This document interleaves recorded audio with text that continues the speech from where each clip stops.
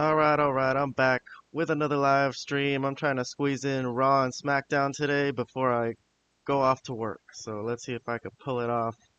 Let's just jump right into it. Anything that I'll need to review and talk about what is happening or events leading up to all these events. I guess I'll go along and do it as I go. Hang on one second. Ah, the doggy's got to get on the stream. Woo! What's up, doggy? Laura's here. She's going to be listening to me doing this podcast. She's probably going to be my only listener who's going to listen to the whole show, to the whole stream. But all right, I'm just going to jump right into it. So, SmackDown started with a good segment. I'm going to dish out a lot of points for this segment. I really liked it. Solo shows up in a limo, and he's really jazzed about winning the U.S. title off of Jacob Fatu, and he gets jumped basically, literally, as soon as he gets there. Jacob was looking for him, hit him through the window, and then Tonga Loa and Jeff Cobb were there, so they took some damage too. And then Jacob came back at Solo and actually slammed his face into the into the car of wherever he was driving. And I'm gonna give a lot of points to Solo here. I'm giving 3 points to Solo just for selling all this. Great job by Solo. I will also give 3 points just to the opening segment. So a hot start to this show for me.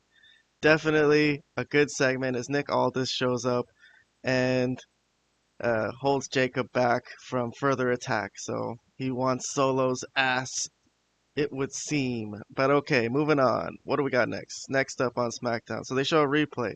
It's Cody Rhodes winning the King of the Ring, and the show opens actually in the ring with Cody coming out to cut a promo. So he's, obviously gloating about winning that King of the Ring trophy or whatever it is, the crown that no one really wears anymore is a crown. Maybe they should change it to like a trophy or something, something that people would actually want. But the crown actually is not it's not a bad thing to have on the mantle piece. But regardless, next guy who comes out is Randy Orton. Randy Orton enters, talks to Cody, kind of congratulates him. He's like, "Fine, you did it." He did mention that he hesitated. Yes, I remember this. So he says he told Cody, "I hesitated, and that's why you won, because he had a chance to give him a punt kick, and he kind of didn't hesitate. He didn't do it right away. He hesitated for one split second. That's part of the storyline here, as we'll see coming up. But yeah, he's kissing Cody's butt, telling him, "Yeah, you did it. You better beat Cena. If you went through all that and you beat me, you better get the job done and defeat John Cena." So the overarching story here is obviously Cody going to face Cena at SummerSlam. So, and then surprise, next music that hit was Drew McIntyre, who is returning uh, after defeating Damian Priest, and he's injecting himself into this title picture. It seems he mentioned to Cody, "Hey, if you better win because I'm next," or something like that. But he did make fun of them. He made fun of Randy Orton and Cody for being, all butt kissing convention in the middle of the ring. But so he comes in, disrespects Randy Orton, and then it ends up being an RKO. So he takes an RKO from Randy Orton to end the segment. So, all right, you know what? I'm gonna give a +1.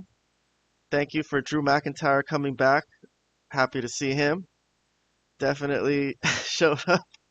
Immediately started joking around, doing uh, the recent heel Drew McIntyre. So he didn't turn face. But I did find it interesting that Damian Priest kind of went over in that feud with Drew McIntyre, defeating him in the steel cage, putting him out with a concerto.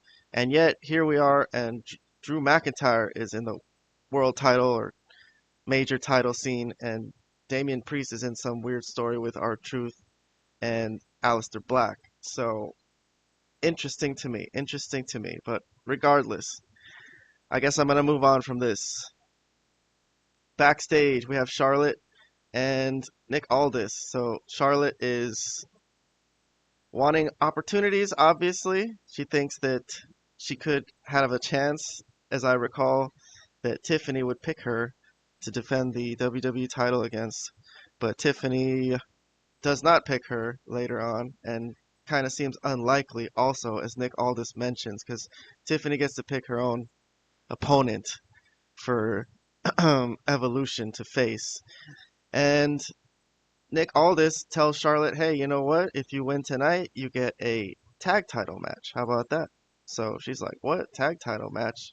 And obviously, as per the storylines that we've been seeing, and Alexa Bliss with her overtures to um, Charlotte Flair trying to be friends and whatnot.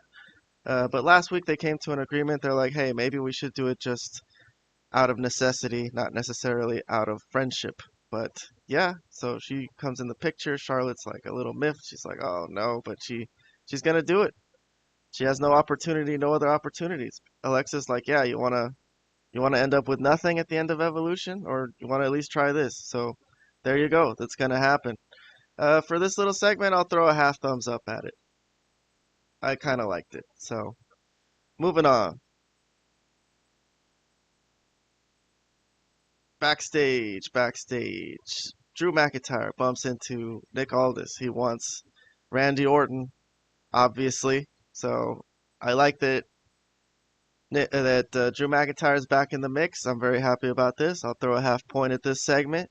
And then he bumps into Jacob Fatu. Nice little foreshadowing, maybe. Good idea for a matchup. So I'll throw a thumbs up at that one. I'll give it another point. And then Jacob obviously comes to Nick Aldis next after Drew McIntyre leaves the scene, and he wants Solo. So Nick Aldis comes up with the idea to make a match, a tag team match. He gets two of Solo's crew if he finds a partner. So that's the deal. And then conveniently, Jacob walks one step away and bumps into Jey Uso, and they have like they speak. But these guys basically speak in like whatchamacallit. They speak in catchphrases. They don't actually speak language to each other. So they threw a bunch of catchphrases at each other, and I thought it was kind of weird and lame. But yeah, they kind of set it up that they're gonna be a team tonight. But I'm gonna take a point off for this one. I'm gonna thumbs down for this segment and their little catchphrase moment. Moving on to the next match, it's Charlotte Flair and Alexa. So they kind of looked like, they were on the same page, headed to the ring. Charlotte came out with some big fancy attire, and Alexa with her little doll, I guess. So they're down to do it. They're going to get serious and they're going to have this match, and they're facing off against the Secret Hervis. There you go. And I think the winner of this gets a spot in the Evolution 4-way. That's the stakes on the line here. But let's see if there's anything in this match. There was a bad spot. I guess it was Michin. And what are the teams here? Is that Michin? Oh, it was a multi-man match. It was a B-Fab and Michin were in it too, along with the Secret Herpes. So I guess it's a triple threat. But Michin tried to dive through the ropes and fell on her face. So I'm taking a point off for that. Alexa and Charlotte couldn't catch her. They were out on the outside kind of arguing over some spot that they were confused over since they're new tag team partners. They were supposed to catch Michin, but they dropped her. So I'm taking a point off there. But there were some decent spots here. I'm going to give a half point to Piper Niven's little spin off the ring apron. That's a move she does from time to time. But I'll throw a half point at that one. And then also Alba Fire with the top rope dive onto everybody on the outside. So I'll throw a half point at that one too. Why not? See, I think the salute. Yeah, they had a good moment. That was the moment of the match for the Secret Hervis. So I'll give a half point for the salute too. Why not? Chelsea's there doing something, making some money, earning her money. And then this spot I liked. You know what? I'll give a thumbs up to this spot. This was an interesting spot. Alexa wanted in the match to end the match as Charlotte and Alexa were looking really good. And Alexa gives her a pat on the head. Like, oh yeah, how cute. No, don't worry, I'll take care of this.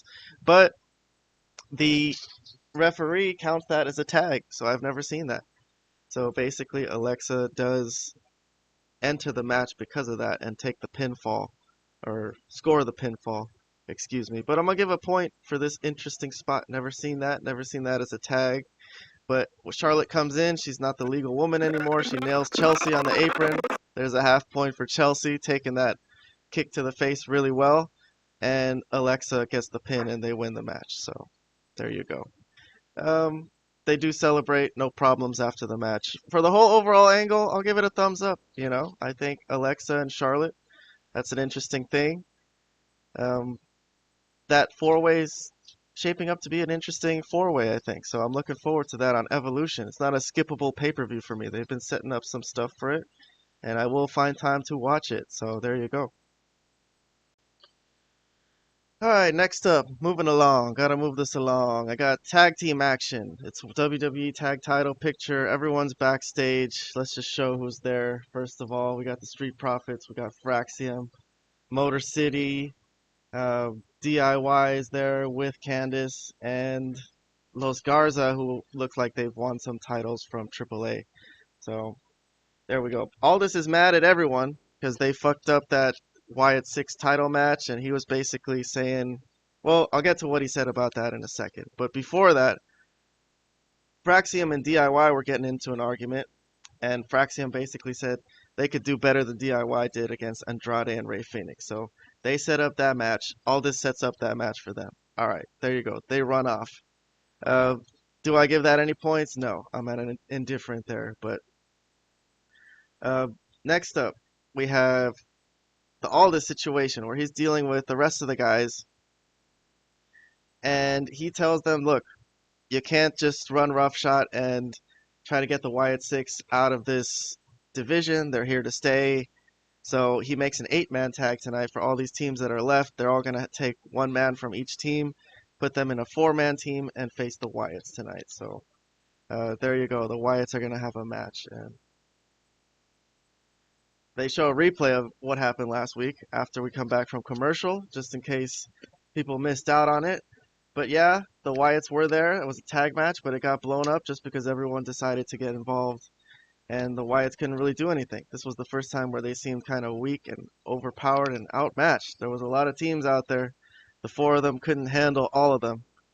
But yeah, here they come. The Wyatt 6 looking cool, having a cool ring walk entrance. And they're facing off against, who is it? Berto from Los Garza, Johnny Gargano from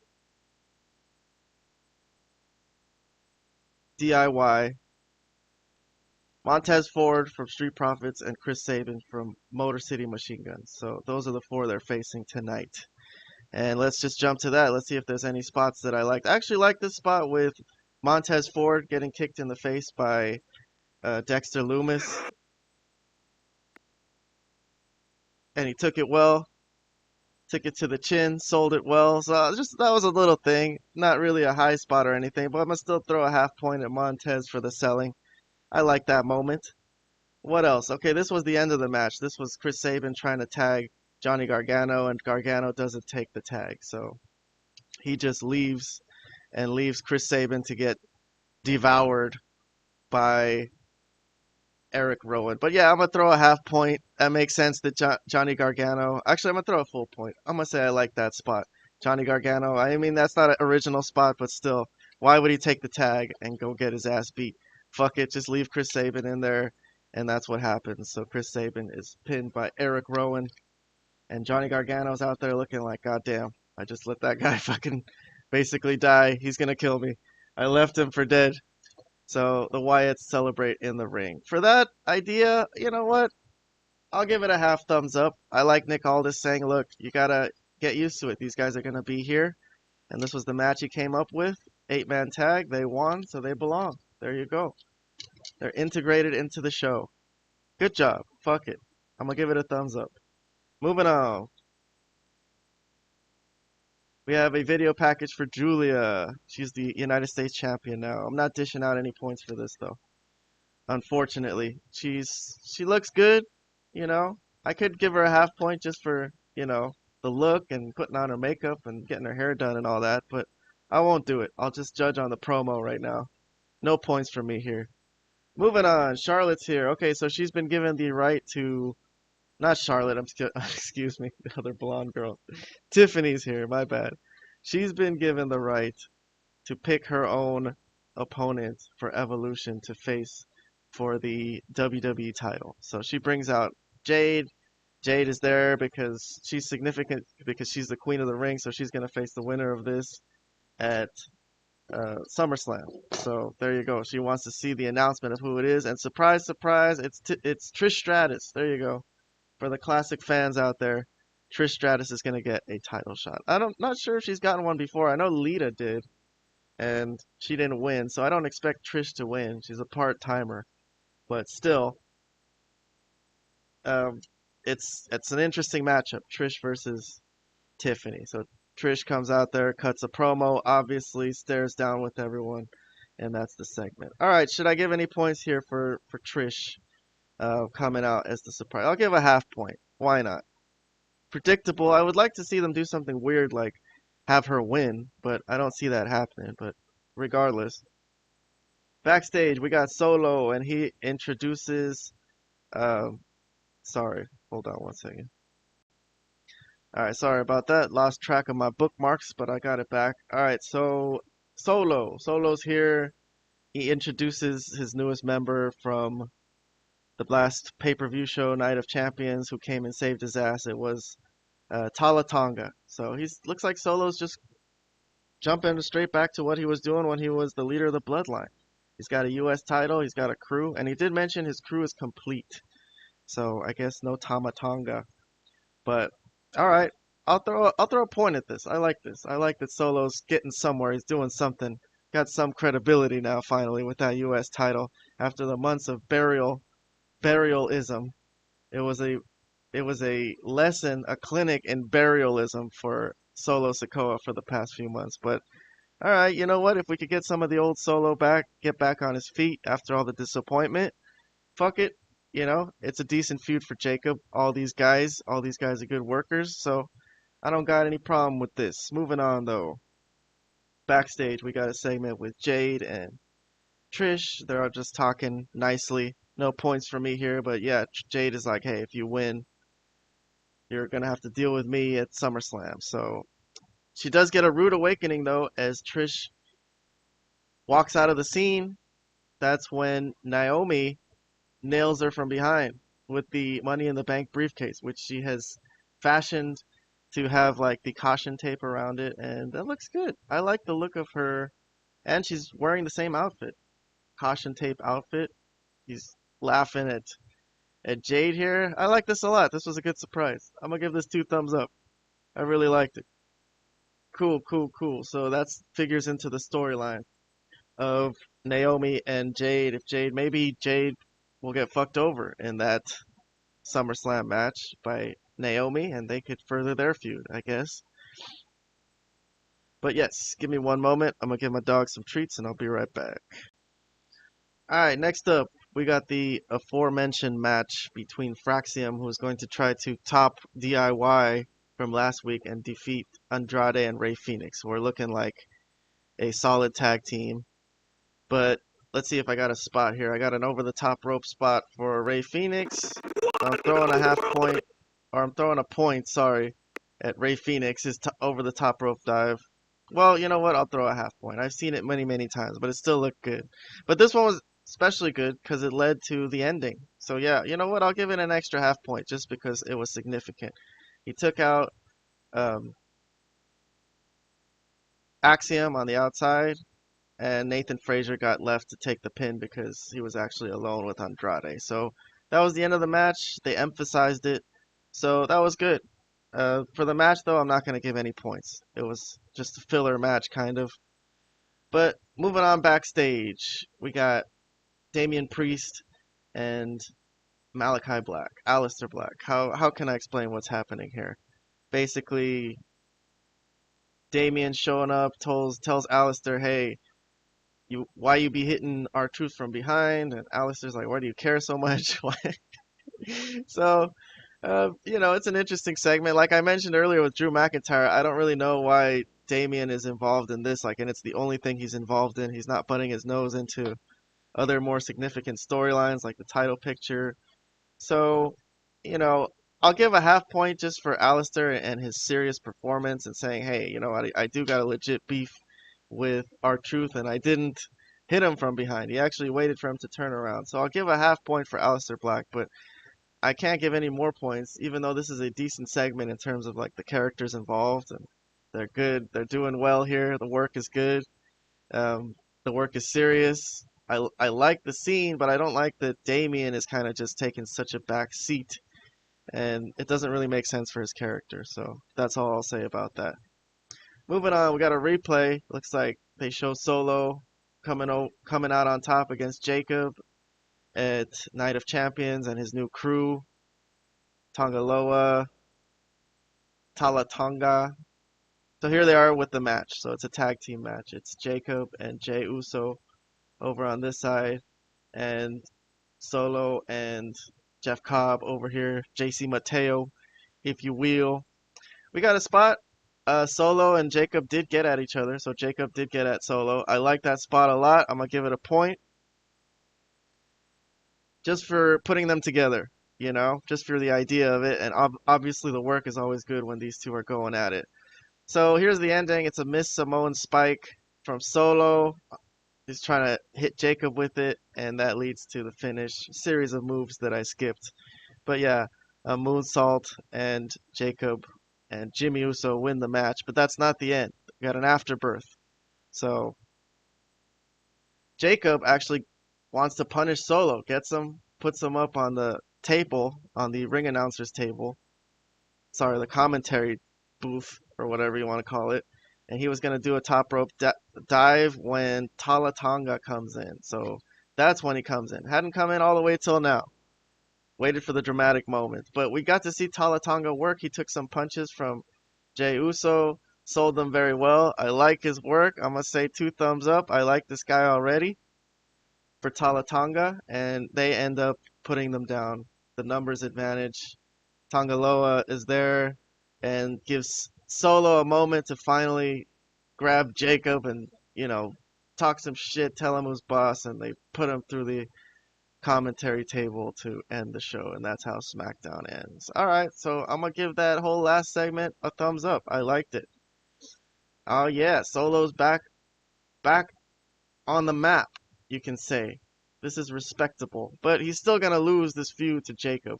But I still think he can be involved in a lot of things with this crew. So looks like they've come up with their plan for Solo, and I'm digging it. So I got a final score for SmackDown today. It's 22 points.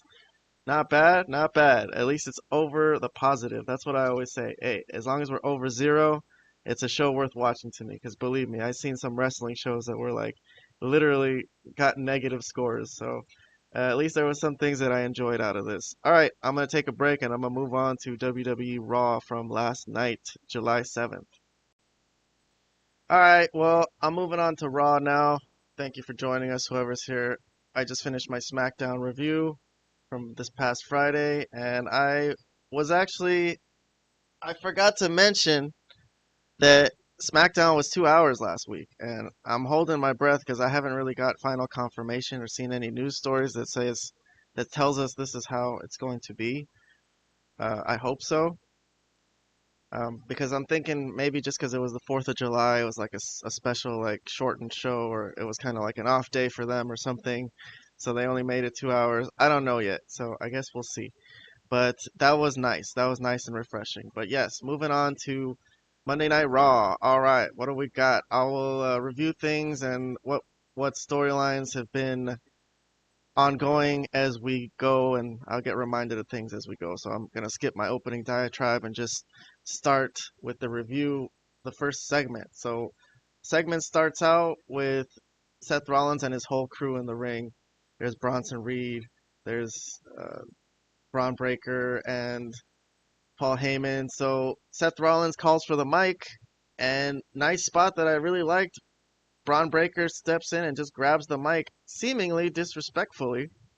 And Seth and Heyman are like, what the hell? But for this, I'm going to give this 2 points already to start off the show.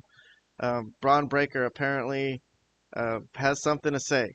So, here's Seth Rollins with this what the fuck face, and Paul Heyman, I have to emphasize as well. What the hell is going on? So Braun Breaker grabs the mic. He starts saying things like, "Hey, I'm the future of this business." So they're like freaked out for a second. I'm gonna give 2 points for Heyman here, adding 2 points on the score, just because he is freaking hilarious here. This was really good stuff, and thankfully the show didn't open with Seth Rollins cutting a super long promo, which is something that I have been criticizing. But okay, he does finally come to his point, saying in a roundabout way, he's like, yeah, the vision they have is that I'm gonna be the future of this company, but the vision I have is that this company will exist without Sami Zayn. And he starts talking shit about Sami Zayn, how he just doesn't like him. He doesn't like his beard. He doesn't like his beard, his song, and how people sing his song and everything. And he just thinks he's ugly. He calls him ugly. So I'm gonna give 2 points here for Braun Breaker's promo. It seemed a little nervous. I don't know why, but it was the first spotlight he's gotten in a while. But yeah, so the content of it I liked. And then yes, Seth Rollins and Heyman kind of calm down once they hear what he's talking about, and he's not like rebelling against the group or anything. This is a very interesting opening segment. Um, Hilarious stuff with Heyman as he's trying to get the mic back from he's like, come on, yeah, let me just get that mic real quick. It was supposed to be Rollins. So I'll give it 2 points for this one. And then the thank you as well. So I'm adding 2 points for Paul Heyman there. I really like that. Good stuff, good stuff. But yes, finally Seth Rollins gets the mic, and he actually gives the mic to Bronson Reed. He's like, "You want to say something?" So cool. I'm gonna add another point that like just for Seth Rollins not freaking talking. Thank goodness, man. This makes this interesting because these two guys are pretty damn good and they should talk as well. But Bronson Reed gets the mic and he starts talking about Jey Uso. So his match tonight is with Jey Uso. So he's saying he's gonna tsunami him. And there was something that he mentioned that was kind of weird, like because both these guys, Bronson Reed and Braun Breaker, have had feuds with Seth Rollins and matches with Seth Rollins. So he mentioned how he tsunami the respect into Seth Rollins, right? Which was a little kind of condescending, but still, uh, it made me think that these two guys, Braun Breaker and Bronson Reed, still have kind of this, how do you say, like aspirations for themselves. Despite being in this group and how it would help them and help their careers business wise, they still seem like they have aspirations for themselves, which is cool to me. But yeah, he basically, in a roundabout way, tells Jey Uso that he's gonna tsunami the respect into him the way he tsunami the respect into Seth Rollins. So, and then he does this thing with his lip, which I think is really cool. Um, so I'm gonna give a point for the lip thing. I don't know. I think that's just a little thing characters can do to emphasize their characterness and give me something to enjoy while I'm watching this. Fuck it. So Paul Heyman grabs the mic. He's next. Still no Seth. And then he just talked up everybody on the group saying they're all going to win their matches. Seth is facing off against. Who is Seth facing off against? Jey Uso. Sorry, hold on one second. Yeah, slipped my mind. But Seth is facing off against Penta. So that makes sense. Seth has a match with Penta later on because he humiliated him and Penta wants back at him. So there you go. That's going to be the match for later. Most of Heyman's promo, I'm not going to say was too amazing, but he did mention one thing about Roman, which I'm going to give a point to. So he did mention Roman, and he said Roman doesn't have the balls to step up to this team. So I thought that was an interesting foreshadowing, and I like that he just talked shit about Roman. Fuck it. And CM Punk chants galore while Seth Rollins grabs the mic, but Seth didn't talk that much. He's just like, yep, that's it.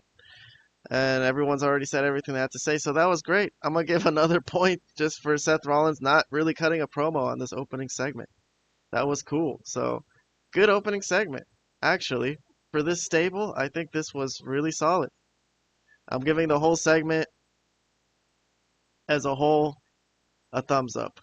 Definitely a thumbs up. Not too much there. The promos by Breaker and Bronson Reed were not like amazing, but at least they got to talk. So I'm gonna give that whole segment an extra point. Next up, what do we got? We got a replay of the Judgment Day winning the World Tag Team titles. So that probably means we're going backstage. Yeah, and Finn Balor is giddy. He's got all these belts for his stable. He's polishing them and all that.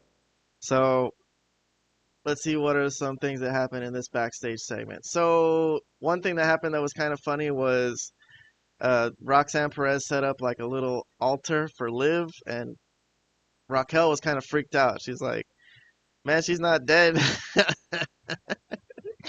So that was hilarious. I'm gonna give a point to that idea. World Tag Team title stuff. Let's see. Finn Balor and JD. They need to find out what's going on with the World Tag Team titles. Oh, I forgot to mention. You know what? I'll go back and say that between Raquel and Roxanne, Raquel telling Roxanne, you know what, you still need to take care of business because Roxanne is facing Kairi Sane tonight, who was the girl who quote unquote put out Liv Morgan. So they're gonna have to deal with her.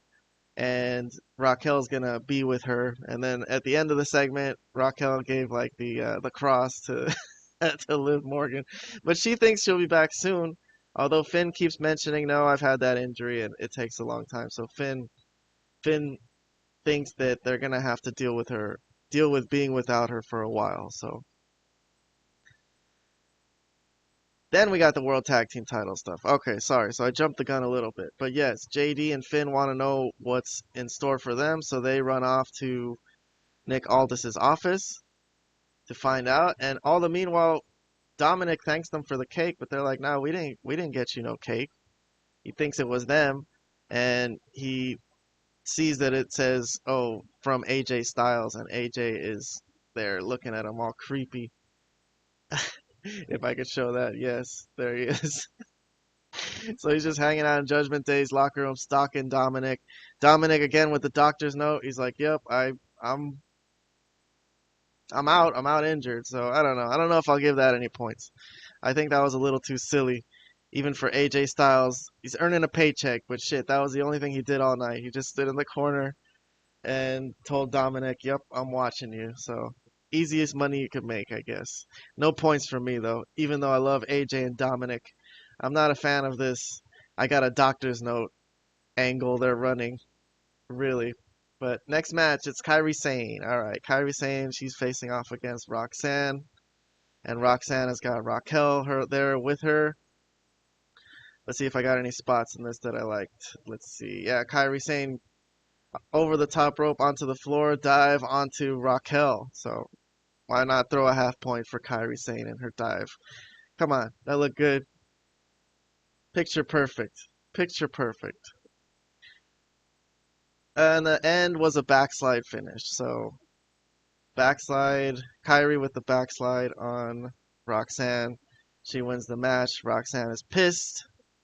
So there's an afterbirth. Judgment Day gang up on Kairi Sane. So they're beating her ass. And out comes Asuka to save the day. So they have a little scuffle and elbow drop from Kairi. I'll also give a half point for Kairi's elbow drop. She always does a good elbow drop. She just completely does all the movements she has to do right in midair. I've always been impressed with her elbow drops. So I'm throwing another half point for her over there. And it's a Kabuki Warriors reunion. As we'll see later on, too, it will be a full-on Kabuki Warriors reunion. But we'll wait till we get to Adam Pearce's office later to discuss that further. Any points for Roxanne and Kairi? Sure, I'll give a half point there. That was a nice little matchup. Moving on though, they show a replay of Cross, um, you know, attacking Sammy last week, and that led to Sammy losing the tag team match he had in the main event against Seth Rollins' stable. So that leads to a Sami Zayn interview. So he says that he has to put Karrion Kross on hold because he's facing Braun Breaker tonight, and then he addressed everything Braun Breaker said about him in his promo. It's like, I don't care. I don't care if Braun Breaker doesn't like me or all the stuff he said about me. So there you go. And when he walks out of the scene, Scarlett walks into the scene. So she's just looking at him all creepy. Karrion Kross's girlfriend, that is. So Jackie's like, hey, you got something you want to say about all this? And she just goes, no, that's it. That's all that she has to say. And she just looks really creepy looking at Sami Zayn walk away. So foreshadowing there for later on in the show. No points for me here. I know they're trying to get Scarlett on the show as best as they can. At least she got a second, but nothing really too amazing here for me to dole out any points. Next up, all right, this was an interesting scene. Brutus Creed is stunned in the general manager's office. Like, how can El Grande Americano be fighting tonight? I mean, Chad Gable's injured, right? And he gets slapped in the head by Julius Creed. I guess they're still trying to keep up the facade that uh, El Grande Americano is not uh, Chad Gable. For some reason, Chad Gable believes this is a good ace in the hole to have in his pocket. So, I don't know. Kaiser has taken the mantle of El Grande Americano, so the rest of the American Made are confused and miffed about that, but they can't do anything about it at the moment because they can't really say it straight out. So, I mean, it has been a benefit to Chad Gable to have El Grande Americano gimmick because he's gotten, like, for example, the Money in the Bank. He had 2 qualifier matches because he lost as himself and got another qualifier as El Grande Americano. So it is like a benefit to him strategically. So he's gonna be mad that Kaiser's doing this, but as of this moment, this was probably the best I've seen from Brutus Creed, any personality at all. So I'll throw a point at Brutus here, a half a point. But they move on. They start talking about Ivy Nile's situation. So Ivy wants into that battle royal at Evolution. It's gonna be for a title match at Clash at Paris. So Pierce tells her, "Yeah, you're already in. Don't worry about that." And then moving on, he just turns around and the Kabuki Warriors are there. And they want a piece of Judgment Day because they've been, they just had a little spat with them. And Pierce says, hey, I could do you one better. How about you face the Judgment Day in that 4-way at Evolution? So he just puts them in there. Kabuki Warriors reunion, and they act all silly and excited. And Adam Pearce plays along with it, but yes, so that's going to happen. They're also in that 4-way. That's a good looking 4-way matchup. Charlotte and Alexa Bliss are in it too. So I guess we'll take a wait and see on that one. But for this backstage segment, I'll throw a half point for Asuka and Kairi Sane and their personality. Cool, cool, cool. Next up, we got a video package. It was Nikki Bella. The one thing I noticed about her is, boy, she sure points a lot. So she's pointing all the time. Anything she says, she wants to emphasize it with pointing. I didn't really gather much of what she said. I think she has something to do at Evolution, but I don't really remember. It didn't stand out to me, so I'm not dishing out any points here. No points on this segment. Next up, Karrion Kross jumps Sami Zayn on Sami Zayn's way to the match. So Sami Zayn was supposed to face Braun Breaker, and Karrion Kross just jumped him with a lead pipe, acting all crazy, and security has to pull them apart. Lots of "We want Kross" chants. So "We want Kross." Maybe they'll listen. I don't know if "We want Kross" is the chant that is that good, really. It's just saying, that's just basically telling creative, like, hey, this guy's good, use him.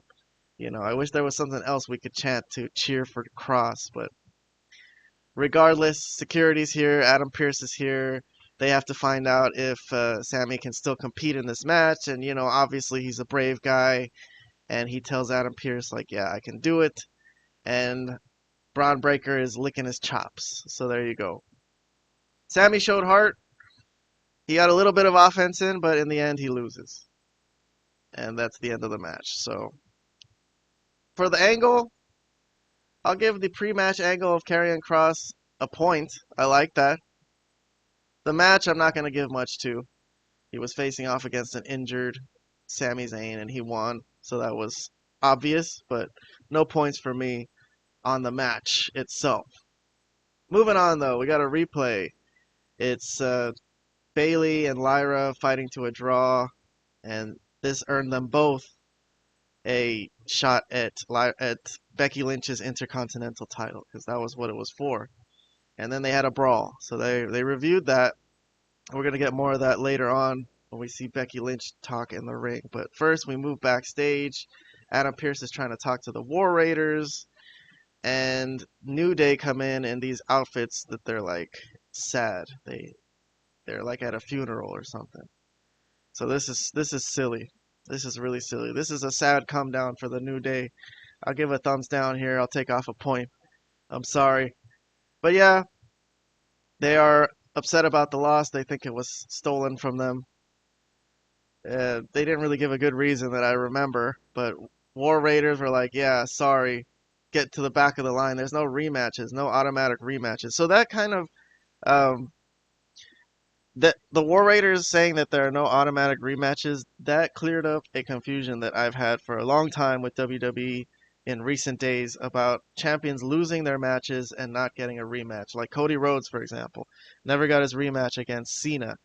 So I guess it's not a thing in WWE, although in other companies it is. It's like, hey, you lost the title, you deserve an automatic rematch. So AEW in particular, I know they do it. So, and it's just a thing that I've noticed. It just makes sense. When you're the champion, you deserve a crack back if you lost, especially if you lost in some nefarious way. But regardless, in comes Becky Lynch. She actually tells New Day that she's sorry for their loss. So she tries to get some heat that way. Adam Pearce is like, what the fuck? But yes, Becky Lynch, she actually praised them. She praised them for what they did to Big E. Said that he deserved it. So this is before Becky walks off to the ring, as she has a segment of her own coming up. But she got involved in the New Day's thing. I already took a point off for this New Day thing, so I'm not going to spend much time on that. I got nothing out of that segment. I'm moving on, though. Becky's in the ring. She's cutting a promo. She's getting promo time. She is upset that she has to defend her title in a three-way. You know, she said, hey, I should be able to pick my opponent like Tiffany. Funky little spot. She's like, if I could pick my opponent, I would pick that lady in the front row. And she teased her, like, I would beat you. So I'll give a half point for her teasing the lady in the front row. But overall, man, the Becky Lynch promo, I'm gonna give a thumbs down to, because it I don't know, every time she comes on the screen, it just makes me want to go to sleep, man. I don't know. This Becky Lynch is not like the man Becky Lynch. I never seen that era of Becky Lynch where she was quote unquote the man. It must have been more interesting, because she's not the man anymore. She's a has been, and I don't find her interesting very much. Regardless, out comes Bayley and Lyra. They talk shit to each other. Lyra calls them both massive disappointments, and they start brawling, and Lyra in the end puts them both down. That's a summary of everything that happened. I skipped a lot of it, a lot of how the fighting went down. But the point is, at the end, Lyra got the best of them, which again makes me think, since this match is on Sunday, Lyra is not going to win that match. I don't see her coming out on top after coming out on top on Monday. It rarely happens 2 times in a row like that. So, there you go. I can't say I really like this feud too much. I don't know. This feud kind of bores me. This is probably my least favorite thing going on in Monday Night Raw right now. So, for some reason, I just can't get into it. I'm not dishing out anything. I'm indifferent to all this. Moving on, we got a video package. They reviewed Rusev beating Sheamus. After this, we got backstage segment. Braun Breaker. He was a little upset. He thinks he was worried about Cross. He's like, well, should we do something about Cross? Because people are going to think like I can't take Sami Zayn on my own. And Seth is like, don't worry about it, man. You know? Cross is not none of our business. So Seth is just like, don't worry about Cross. But Braun Breaker for some reason has it something in his heart, like, I could have beat Sammy anyways. Um, so that was interesting little thing. But what happens next is Paul Heyman comes out and announces that Sami Zayn is out indefinitely. So they all do a heel laugh. They all laugh like evil people. So I'm gonna give a half point for the evil laugh. At least they're the evil stable in the back, happy about bad things happening to other people. Fuck it, half a point. And he, Seth turns to Bronson Reed. He goes, "Well, what are you laughing at? You know, Jey Uso's not out." And Bronson's like, "Yeah, I promise he'll be out later on tonight." So there you go. That's coming up. Bronson Reed and Jey Uso. Is that next? Yep, that's our next matchup. So here's Jey Uso. He's here yeeting with some kid coming down the aisleways to the ring. Here's Bronson Reed. He comes in with Paul Heyman. And let's see. We got a spot, I think. Oh, this is the end of the match. They fought for a while, and then Jey Uso was going to do his second through the rope dive, and Bronson Reed just throws the chair at him, the commentator's chair, and causes a DQ. Post-match, just one tsunami, and security comes on and takes care of him. So he doesn't really put Jey Uso out, I don't think. He got DQ'd, and he hit him with one tsunami splash. So I don't think he really took care of his mission the same way Braun Breaker did, although Braun Breaker had help from Karrion Kross, so let's put it that way. This was a failed mission for Bronson Reed. I think I can't give any points for this match. It was just kind of a bad moment for the heels. They don't care, though. They don't care if they lose. So he just lost. Took the DQ, beat him up, left the ring standing while Jey Uso's there holding his gut. But I'm moving on. We got a video package for LA Knight. So LA Knight is going to face Seth Rollins on Saturday. He got to cut a video package. Nothing that I'd give any points to. Lots of catchphrases and stuff. But yeah, he's next in line to face Seth Rollins. That's going to be on Saturday on NBC.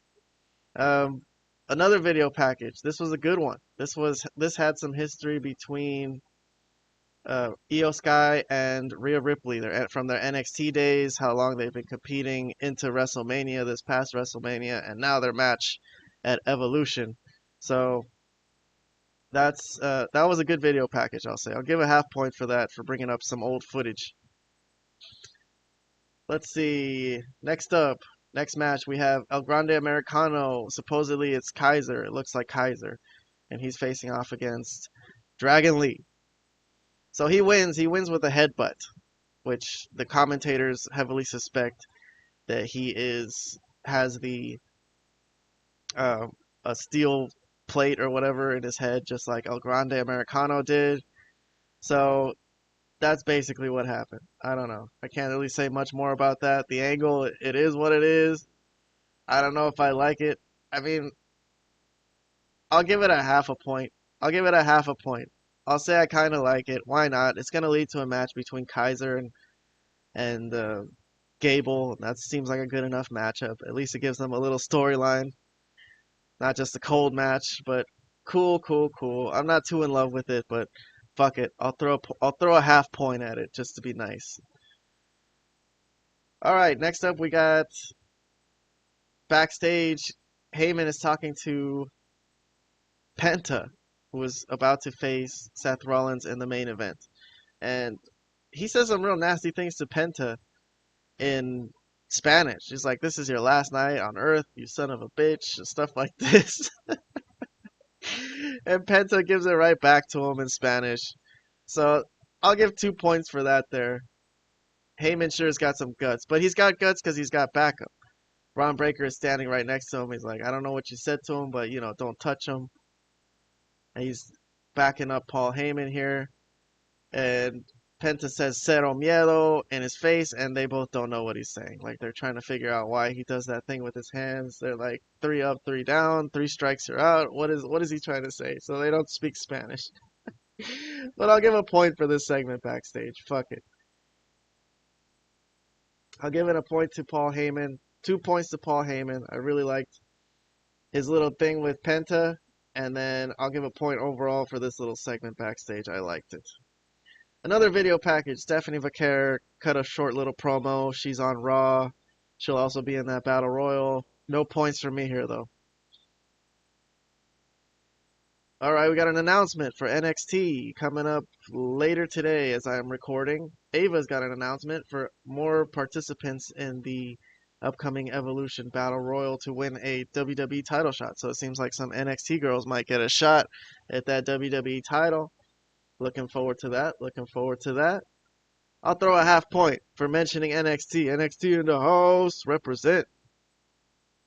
Next up, we got not backstage, in the ring. Gunther's there cutting a promo. He's about to cut a promo on Goldberg when Goldberg shows up in a nice sports car, gets out of the car. It's Goldberg. The fans explode. They cheer.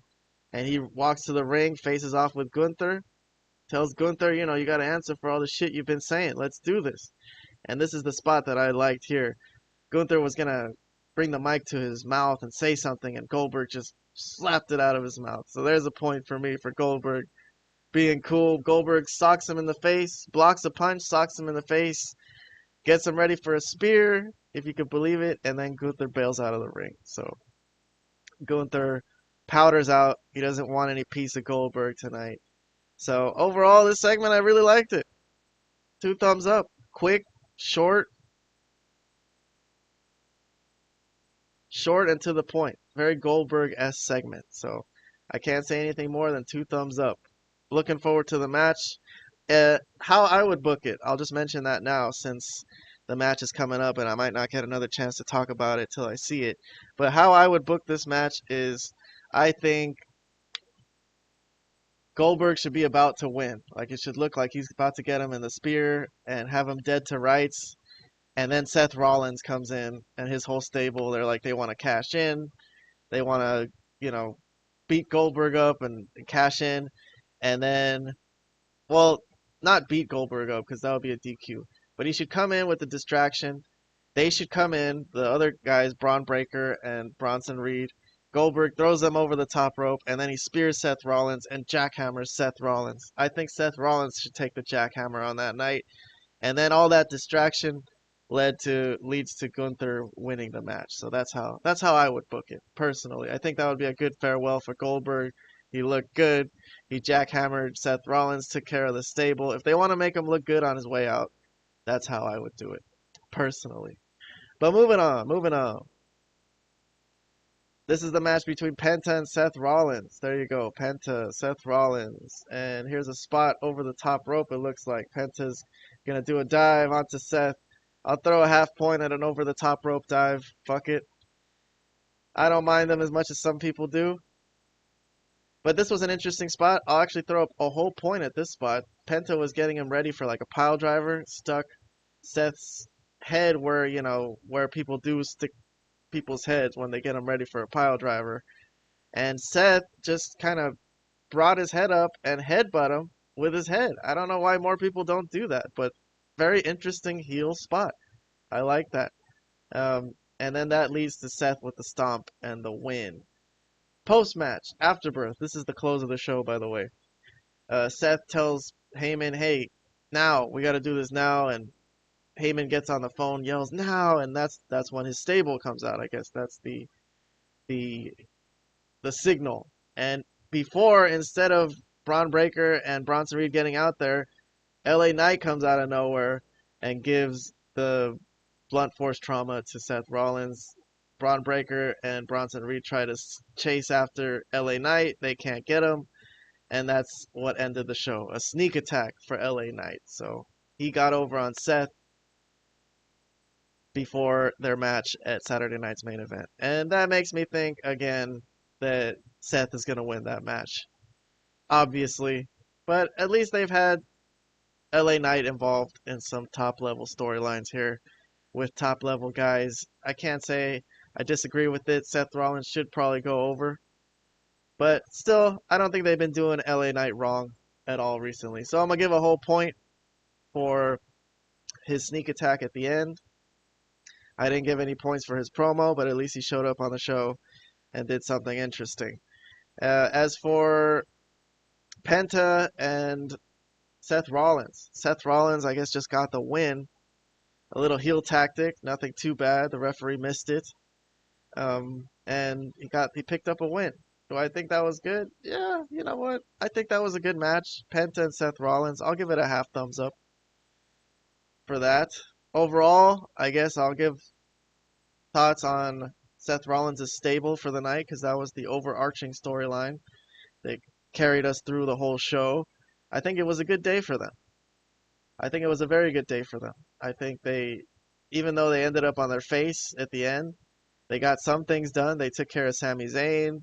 They had a fight with Jey Uso. They didn't really put him out. And then Penta and LA Knight. The promos at the beginning, as I said at the beginning, I gave that whole segment a very high score because Seth Rollins didn't talk a lot. So, all right, for the whole storyline today, for the whole overarching Seth Rollins heel stable storyline, I'll give it a thumbs up. I'll say I liked today's storyline. So, there you go. I was just trying to dish out points as much as I could today. We got up to 28 points for Raw. That's not bad. A little higher than SmackDown, but you know what? It's a longer show. SmackDown was very short this week, so maybe if it was longer, it could have had more chances to earn some points, or maybe it would have lost some points. Who knows? Regardless, I think this is a fine score. Another good episode of WWE Raw in the books. Anything over 0 to me is a good score, so I'll take it. All right, then. There you go. That'll do it for this live stream. I have a listener actually who actually listens to the show who requested that I watch JCW Lunacy. I took a peek at it. I took a peek at one of the episodes and it seemed really fun. I didn't really watch it in depth enough to review it, but I might choose an episode coming up and do that and see if maybe JCW is something that we should follow. We should at least do a few episodes and see if it's worth it. Seems like a good idea to me. But yeah, that's all for this live stream. We'll catch you on the next one.